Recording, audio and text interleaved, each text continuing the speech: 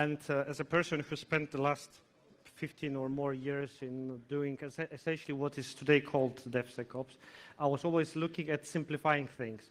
And especially when you are dealing with a pretty large project where you have tens or hundreds of servers, especially deployed to the cloud, sometimes there are, and I'm sure you've seen this many times, sometimes there are tasks that initially look kind of secondary. So essentially like deploying transport encryption between servers, between a database, the application server, on all the things that we are bugging the developers and architects during a penetration test, during infrastructure vulnerability threat modeling.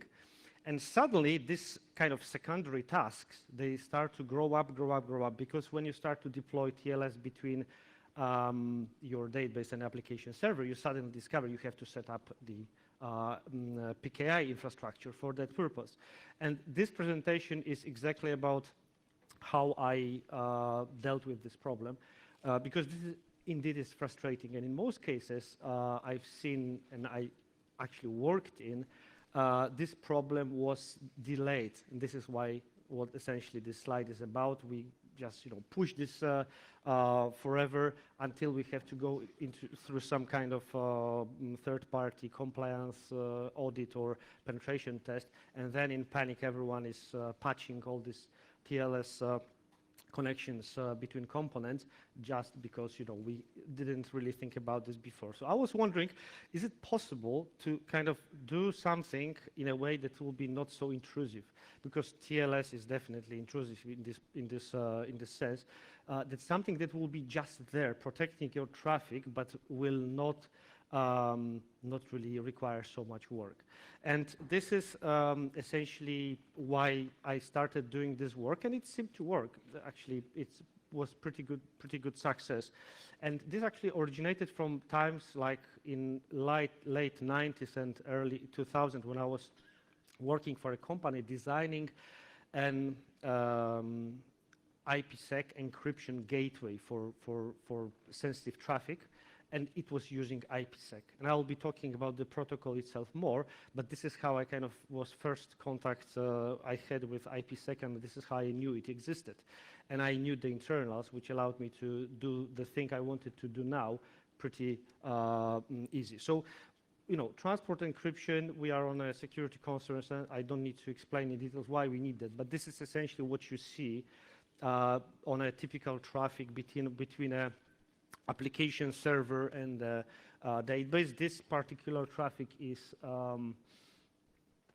it's from between an application server and something, probably a cache request to Redis. This is from my application, actually. I just captured the real traffic to be easier. This is, you see here, it's a Redis password.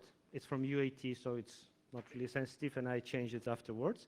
But this is essentially what you can capture in a live traffic. And this is, again, SQL query, which I made up, but this is not. This is quite realistic. So even especially if we have cloud infrastructure, because if you have your own servers inside your trusted network, I mean, who cares really? Because we are not really dealing with threats like someone plugging a sniffer probe into your local network. But if we have cloud infrastructure, we don't really have guarantees that the servers will be even if the same network segment, not to mention that they will be actually in the same geographic data center. So your traffic that you see two servers sitting in the same kind of group in a cloud environment, they can be actually placed quite distant, and your traffic may be even running over the internet. So this is essentially why we are bothering ourselves about the transport security. And what choices we have? There's a lot of them. I will be not talking about them in details, but the parameters I was looking at is performance. So is the tool, is this mechanism implemented in the user mode? So is it essentially a part of an application, like we have PostgreSQL implements TLS, it's using the OpenSSL library, it's all running in a user mode, so essentially in the user space in the operating system, or is it running in a kernel? So IPsec, and this is huge advantage, and it's very beneficial for the performance, runs as part of the kernel, essentially. This is the only solution that actually runs as a part of the kernel. The other one that I have recently found is WireGuard, which is a very interesting project that could be potentially replacement for IPsec in future, that actually resolves plenty of its deficiencies. Unfortunately, if you look at, realistically, if you start deploying these things on a, real-world environment, and you look at the distributions, the Linux distributions that you have on cloud environments, it's not always there. It's available as additional kernel modules which you have to compile in, and this is a no-go on most such projects, obviously. With other projects like that, there's a lot of OpenVPN thing. I won't be even going through them in detail, but because we don't have much time, but they all have deficiencies, which you can ask me later on, but there were bugs in them which kind of disqualified them from my point of view. And TLS, so essentially using built-in support for TLS in databases, in web application servers, etc. This is the kind of main alternative that I'll be talking about. And the main problem I have with the TLS is that when you're setting this up in a real application stack, there's so many formats for configuring the TLS parameters, because every application has its own format, and it's very, very confusing, even if you are using some kind of a configuration management system. And it's essentially error-prone, so you can make mistakes. And there's so many of them. This is MySQL, this is PostgreSQL, Redis doesn't even bother about TLS. This is CouchDB. This is Welcome Erlang. This is RabbitMQ. This is High HA Proxy. And then when you start, again, deploying the certificates, it's an overkill, really, because the whole PKI infrastructure was designed for dealing problems at completely different scale. The PKI infrastructure wasn't really designed to deal with encryption or authentication between 10 servers on a cloud.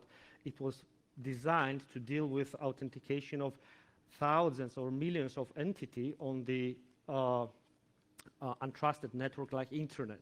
So when we are trying to deploy the TLS certificates, and I'm sure you've been through this pain many times, it's real burden. And there is essentially so much things you have to do. You have to be careful about deploying the certificates, the keys and everything. It's just annoying. And then TLS protocol, it gives you a lot of choices. This is all the configuration parameters for typical OpenSSL, this OpenSSL support. Some are strong, some are weak, some you can use, some you cannot. And essentially, especially if you are trying to speak to an older implementation, you may get this. So essentially, you are trying to be the best, the best practices, staying on the bleeding edge with encryption protocols, but then you hit some old crap implementation and you have to support RC4, for example. And then our services, we just cannot work over TLS, because TLS is TCP, and these services are like UDP or DNS, or like syslog or DNS. They are just working on UDP by default. And obviously, you can implement syslog over TLS. There are solutions for that, and the same for DNS. But this is, again, kind of squeezing, trying to squeeze an existing solution like UDP with all its advantages into something else, because the tool that you are using doesn't really support the original protocol. So this is the things I didn't like in TLS, and this is essentially what I was trying to get rid of. And on the other hand, IPsec is a protocol that has been with us for almost as long as SSL. The first version was released in '95. The work on IPsec started much earlier. It was like at least 5 or 10 years before. It was started by NSA, This obviously brings a lot of bad associations, but IPsec is one of the protocols that has been probably most audited over the time. And as you can see, there were so many releases of SSLs and TLS, all of them fixing really fundamental bugs, and there was plenty of implementation vulnerabilities on the way as well. On the other hand, in the IPsec world, not much, the changes, there were a lot of changes, there were many features being added, like, for example, NAT traversal, which, sorry, still recovering, like NAT traversal, which originally wasn't supported by IPsec by the first releases, but the changes were not so revolutionary and not so fundamental. So you can see that the kind of cryptographic base of IPsec, they were sound from the very beginning, and this is and there were much fewer implementation vulnerabilities as well. So attacks like crime, beast, and everything, they just don't apply to IPsec. Unfortunately, one thing happened with IPsec. I'm trying to present IPsec as simple, and it is really simple if you use it in a simple environment, like a simple scenario as I am trying to show you. However, IPsec is incredibly complicated, especially because it's using really weird terminology. So the RFCs for IPsec are full of really bizarre names, like really simple things are called security associations, etc., etc. It's a completely different language. There was a kind of trend back there in the 90s that if you design a new security protocol, you have to invent your own language. And this was essentially the problem with IPsec back then. When I was reading the documentation first time in the 90s, I was like really close to really getting crazy, because it was really, you have to reset your thinking completely and adapt to the language from the very beginning, from the very basic concepts. If you look at this, in hindsight, it's really easy, and I will try to show it the easy part. Unfortunately, by now, IPsec is mostly known by probably VPN users, Cisco users as a VPN protocol, which was back then completely secondary function for IPsec, the tunneling of other protocols, because IPsec was intended to be used as the basic encryption protocol for end-to-end communication between all hosts on the internet. Unfortunately, for many reasons, this kind of functionality was abandoned, and we can only now use IPsec for functions like I'm just describing, or for VPN purposes. So essentially, how does IPsec look like in real life? So you got typical, spaghetti of TCP connections between two servers. When you enable IPsec between two Linux boxes, you get all this nice and elegant ESP packets, which is ESP's encryption security payload, which I'll be talking in detail in a second. All is encrypted, and you can actually look inside. This is typical encrypted traffic, and sorry, unlike in TLS, you will not see the whole dumps of PKI certificates in the traffic, host names, etc. There's some exceptions for that, but that's for special occasions. The IPsec architecture, it's really simple. There's ESP, encapsulation security protocol, which is essentially the bulk workhorse that does encrypt the actual traffic. It's an IP protocol, and I'll explain on a network stack what it really means. It lives in a kernel space, and once you configure it, it will just encrypt all the traffic that you tell it to encrypt, and that's really it. You just forget about it. It lives well below TCP or anything like that. And then for keying, for essentially actually establishing the authenticity of the communicating servers, and for exchanging keys, you got the iKey, Internet Key Exchange Protocol, sorry, which works on port 500 UDP. It's implementation-wise, it's implemented by a very small footprint Recon user space, this daemon that just sits in the memory and talks to the other hosts. So just kind of reiterating, you got two hosts, host 1, host 2, they got a lot of services. The services talk to each other. Each of them establishes their own TCP connection. Then on the top of TCP, they establish TLS. Each of them uses their own session keys and everything. Each of them runs the quite expensive RSA or elliptic crypto exchange for their own connection and maintains their own state. And there are services which do not run TLS because they cannot, because they run on UDP, for example. In ESP, IPsec-based stack, you just establish one connection, one ESP. I don't want to say tunnel because it's not a tunnel, but one ESP kind of connection between the two hosts, and you just forget about everything else. All the hosts communicate using regular TCP or whatever the protocol they speak, and that's it. Everything is encrypted automatically. So essentially, if you look at the network stack, this is IP header, and then over the IP header sits the ESP header, which essentially only contains some parameters like the encryption channel number, and everything inside is encrypted. And on top of that sits TCP, HTTP, and whatever protocol you are using. Now going to how you configure this. Again, this looks very complicated, but it's really, really simple. You got two kind of kernel structures that hold the data. One is SPD, Security Policy Database, and it contains statements which essentially say you must encrypt traffic from A to B. You may encrypt and compress, if possible, the traffic from A to C, and the traffic from A to D just goes in plain text. It's like a routing table, except you don't point to the destinations. You just tell the kernel what to do with the packet in terms of cryptographic transforms. So the next structure in the kernel is security association database, which essentially says, okay, I have to encrypt traffic from A to B. So SAD tells you how to do this precisely. Essentially, what key I use for encrypting traffic from A to B.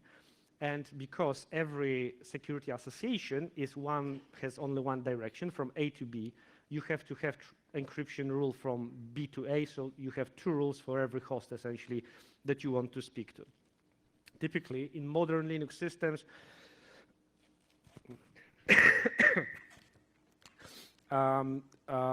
two algorithms will be implemented in most systems. So this is the safe default, which are pretty decent from security point of view.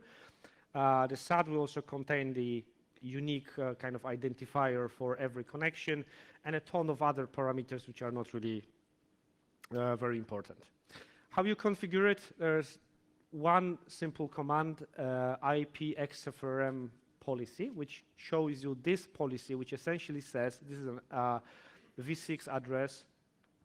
From this V6 address to this V6 address, all traffic has to be encrypted using ESP in transport mode. And okay, this is not a requirement, this is a suggestion. So if you say use, essentially means you can encrypt but don't have to. There are two commands for that. One which is kind of new style. This one is the old style. It provides slightly more information. The same commands are used to look at the security association database, and here you actually can see the actual encryption keys. This hex string is a raw key that you use for encrypting this traffic. And you can see these two rules. One is from this host, let's say this is A to B, and again, a reverse traffic from B to A. How we configure it on a regular Linux system, there is a file, etc ipsec-tools-conf, and I'm only showing this for you to know, to understand how you configure it, how you can look at the configuration, how you can experiment, how you can edit it. But normally, you don't want to configure this by hand. because it's just I will go into details later on, but it's very repetitive process and it's prone to errors.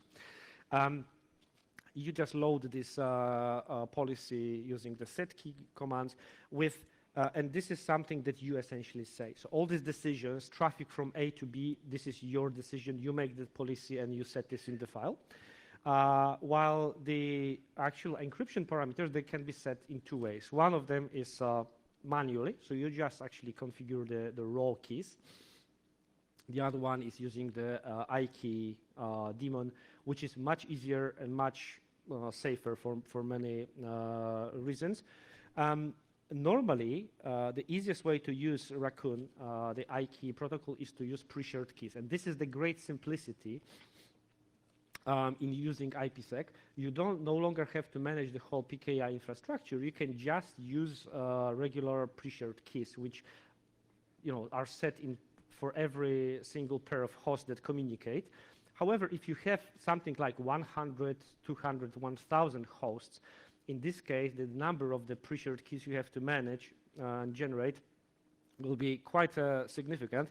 So this is exactly where PKI can help, actually. And you just set up a PKI certification authority, and you just deploy the keys. This is the scaling.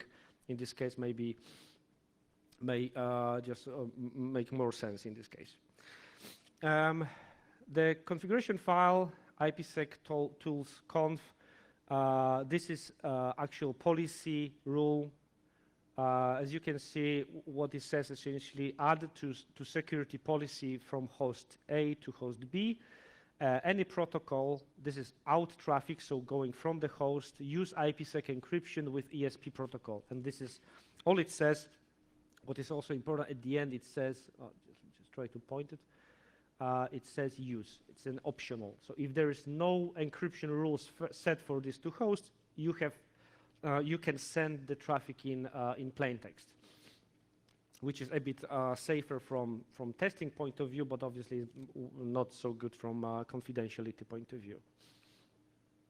Raccoon conf, again, I just wanted to show this as a reference, but there's nothing you need to significantly edit in this file. It's just a set of rules that inform the Raccoon what hosts it should be expected to talk to or receive connections from. So what are the kind of hosts that will be trying to establish keys with us? What you can do in SPD is much more than that. It's just very simple configuration. You can exclude specific traffic from encryption. You can drop traffic even. You can do a lot of things in security policy database. It's just advanced use, essentially. One thing that is interesting and useful, you can enable compression as well, which is kind of, you can stack this transformation. So one transformation will maybe compression, which is completely transparent and doesn't provide any confidentiality, and that on top of compression, you encrypt the traffic with ESP. And the pre-shared keys, it's just the host name that you want to talk to and the pre-shared key for this host. Obviously, on both ends, you need to have the same pre-shared key. And if this looks complicated, I just wanted to show you this file so you don't really feel kind of surprised that they have very kind of unusual syntax. In reality, you don't really have to touch this files ever, because all this configuration may be generated automatically. I will be showing this later on. Essentially, what happens when you start this Raccoon daemon, this is a typical message. It speaks to the other hosts, establishes the keys, and that's it. And you can see this probably once a day, because it will be rekeying the existing session keys automatically, depending either on the traffic or the time that has passed.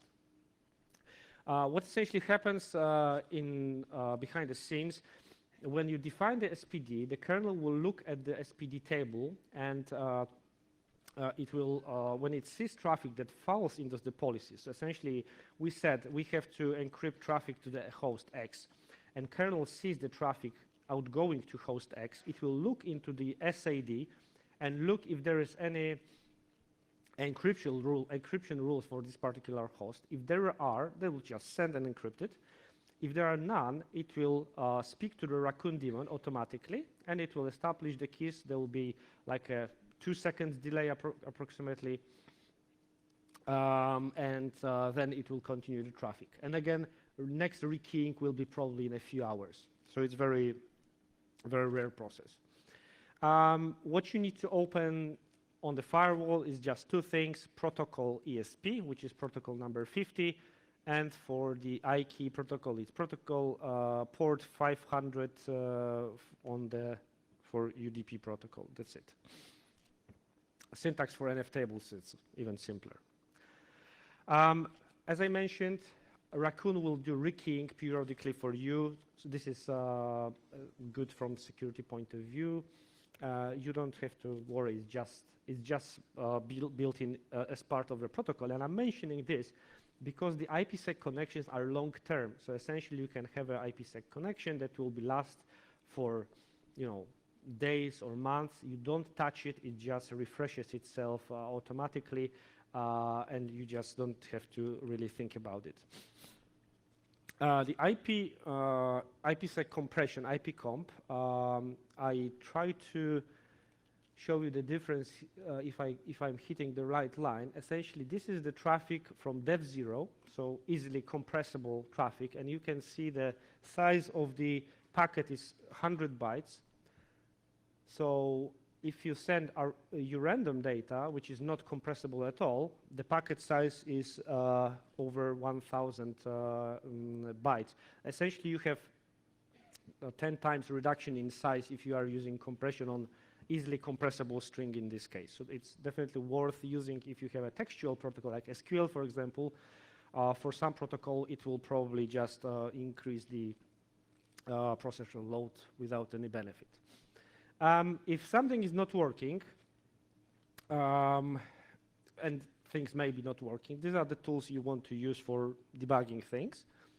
The best friend is definitely TCP dump, because you will see whether the traffic is encrypted at all or not, and what is really being sent between hosts. Typical problems that I have seen during configuration of IPsec between hosts is essentially when you don't have entries in SPD, which may be caused by syntax error in the configuration files. There may be IP addresses that are mistaken, so it will not catch the right host that you are trying to protect.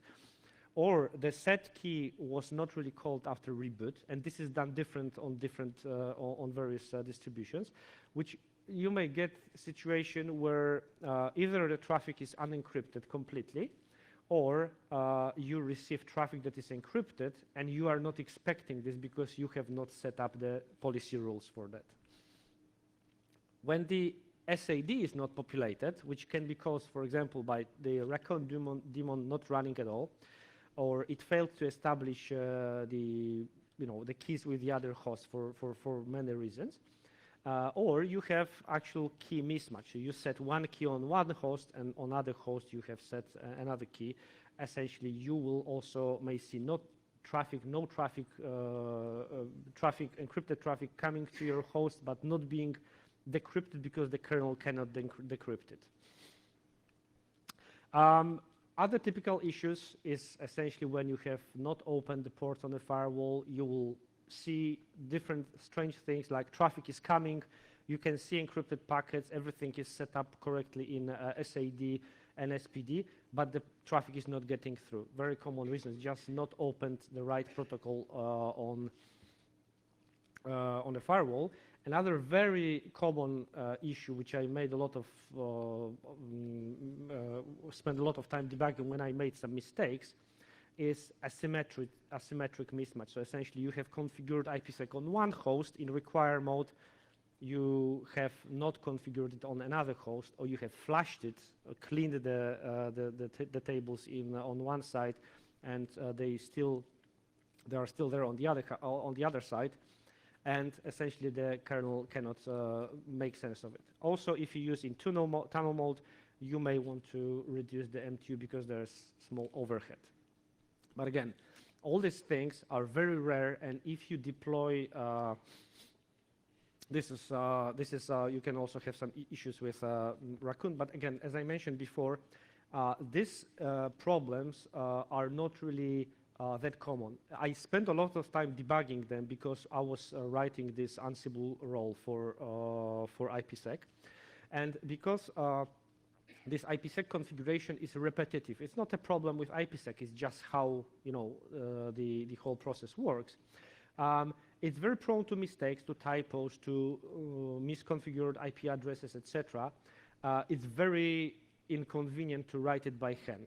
So, on the other hand, it looks perfect, like a perfect task for configuration management like Ansible. And this is precisely why I have written this Ansible role, which is available on GitHub and on Galaxy as well.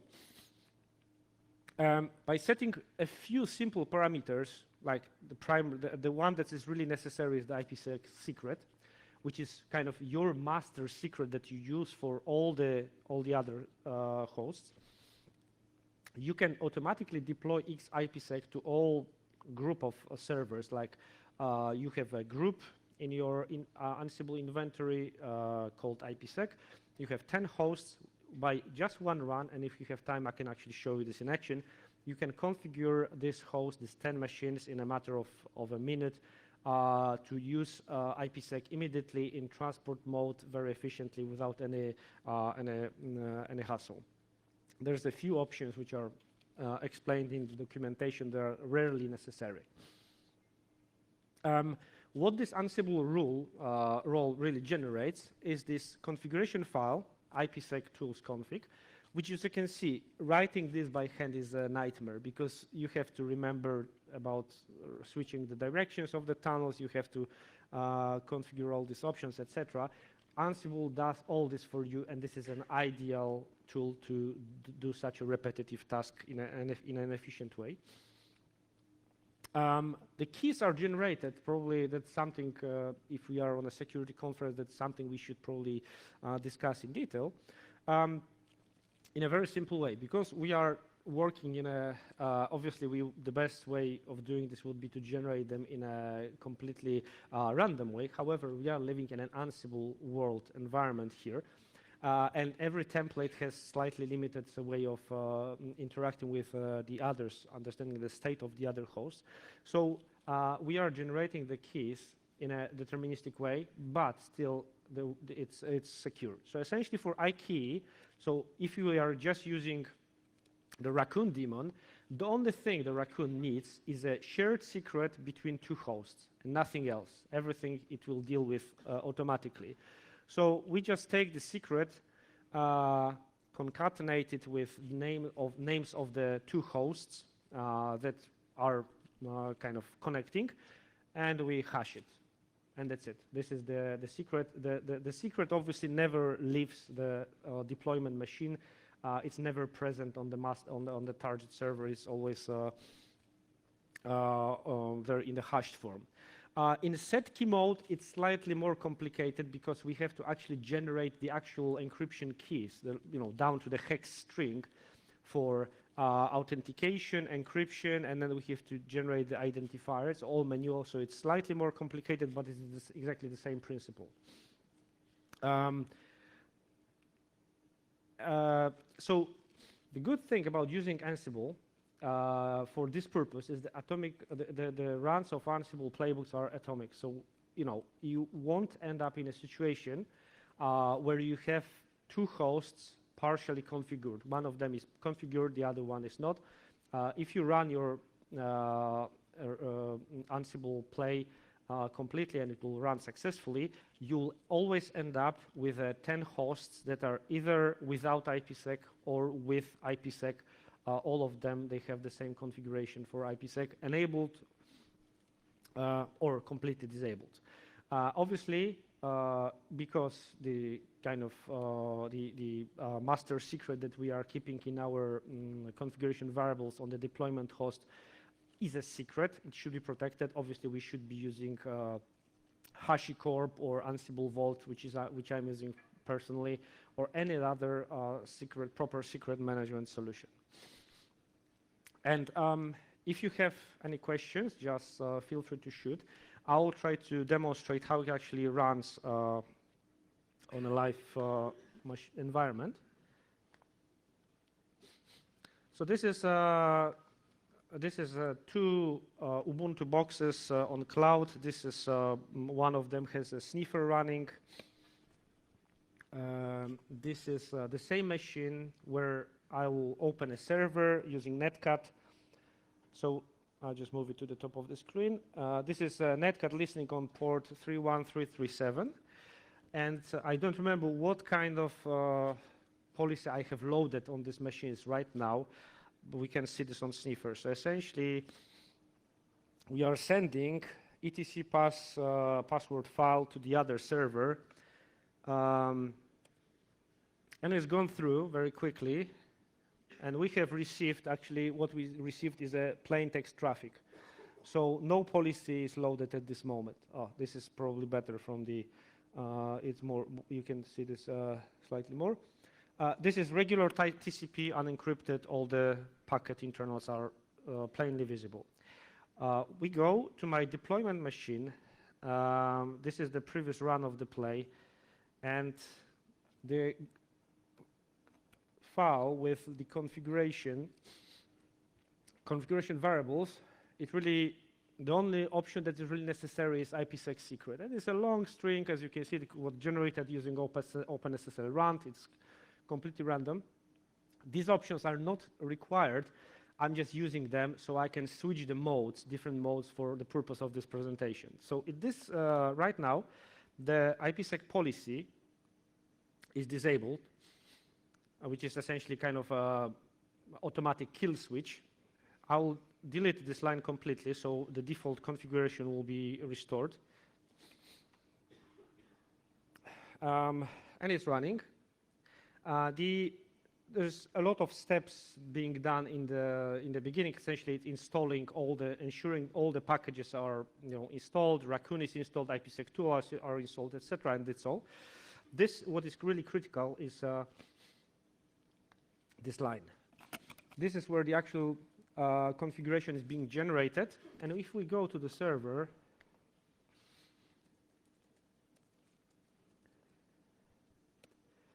this is what was just generated. And as you can see, this is configuration for the actual encryption tools, encryption parameters and everything.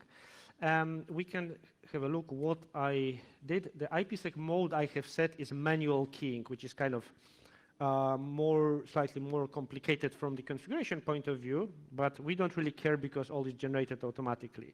And now we have sniffer running. We can rerun the server, the Netcat. We send the data, and as you can see now, it's all ESP packets, so it's all encrypted.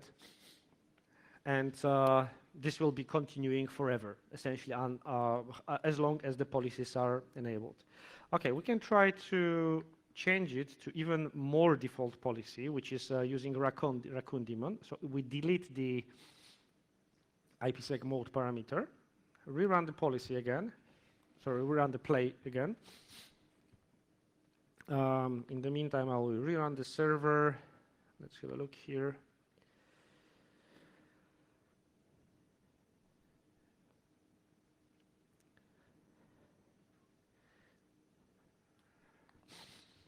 There were more changes because now the play has actually not only configured the IPsec configuration, but also Raccoon configuration. So this is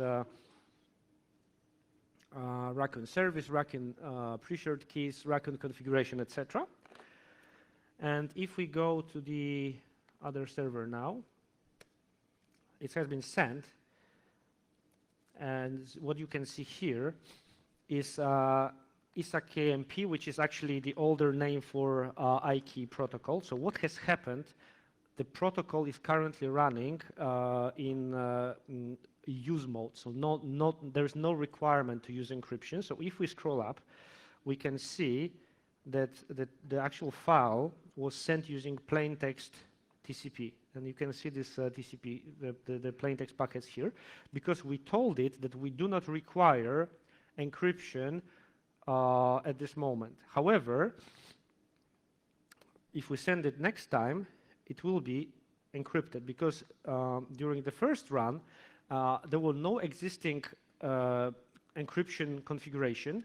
So the kernel said, okay, I'll tell the raccoon to establish the connection, but because I was told I can send it file in unencrypted, I'll just send it as soon as possible.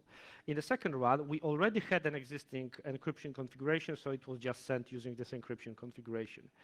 If we want to prevent any unencrypted traffic from running, we would set IPsec policy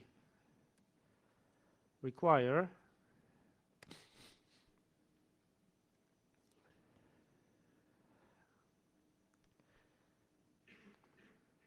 let's restart the server. And because each run will flash all the configurations, so we will be dealing with a fresh start. In this case, okay, let's scroll a bit. Let's run it. You see there is a slight delay, about 1 or 2 seconds, and this is where the kernel holds the TCP transfer, because at the same time, in parallel, it's talking to Raccoon. Raccoon is talking to the other host. They are exchanging the keys, and once the configuration for encryption has been set, the kernel goes on with sending the traffic. And you can see these encrypted packets here. And at this point, you can send any traffic. It can be UDP, it can be TCP, all kind of exotic protocols that are not neither TCP nor UDP.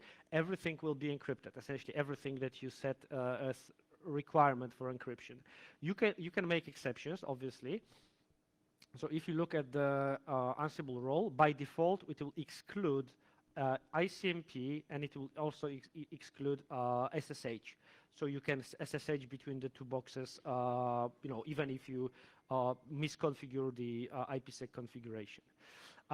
That's it. I'm using this solution on all my servers, on my server farm for the last year or two, and it's been just there. And that's it. Thank you very much. I don't know if we have any time for the questions. Yeah.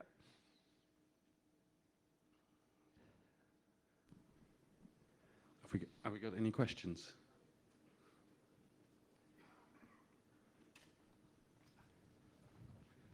I don't really see because the light is very strong. Yeah, I'm not a networking guy, so this might be a dumb question, but if you're encrypting all the traffic at that kind of layer, do you have any kind of mechanism or facility for inspecting traffic as well, if that's something you want to do, like effectively managing? Oh yeah, that's you touched a very important point. How you make sure that you are actually encrypting the traffic, because this is a very good point, because I have seen situations where I deployed policies like that, and then for a week I was certain that the traffic is running encrypted, but it was not. You can do this in many ways. So one of the ways is just to set up firewall rules that will warn you about any TCP traffic or UDP traffic leaving your machine. Essentially, if you set up ESP, there's no TCP or UDP traffic leaving your computer. So it doesn't have to be blocking rule. It can be just a logging rule, so you can see that there is some unencrypted traffic leaving the machine. That makes sense. I was also thinking about it along the lines of like NIDS type of facilities where you want to actually inspect the traffic for signatures or whatever else for intrusion.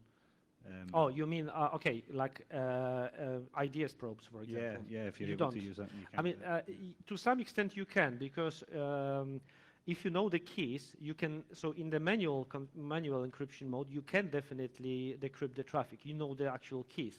And if you run Wireshark, for example, Wireshark, and I guess most of the commercial probes, they also can decrypt the traffic if they know the keys. Otherwise, I have not really thought about this. I guess you would need a separate tab that sees the unencrypted traffic. Got you. Thanks. So I have another question. Yeah. In a regular TLS setup, I would have something like certificate revocation lists if keys got leaked. What would be the equivalent here? Do I just run the Ansible playbook again? If You one of mean my what? keys get compromised? Oh, okay. CRLs. Well, if you are using Raccoon with TLS certs, then you just use the regular CRLs. Oh no, I meant in But set key mode. if you run pre-shared keys, then essentially the solution will be just to rerun with change master, I guess. Okay. Actually, if you this would be only the case, really. I'm just thinking about scenarios. If you have someone who broke into your server, one of the servers, but even then, they will be only able to see the traffic from this server. They will be not able to see traffic between any other servers because they are using completely different keys. So only the machine that was compromised would be compromised. And if you are on the machine, you got root, you don't really need to decrypt the IPsec to see the traffic, right? But in a general case, I would say changing the master secret and rerunning the role would be the solution. It would be pretty quick. Okay. Thank you. All right. Thank you very much.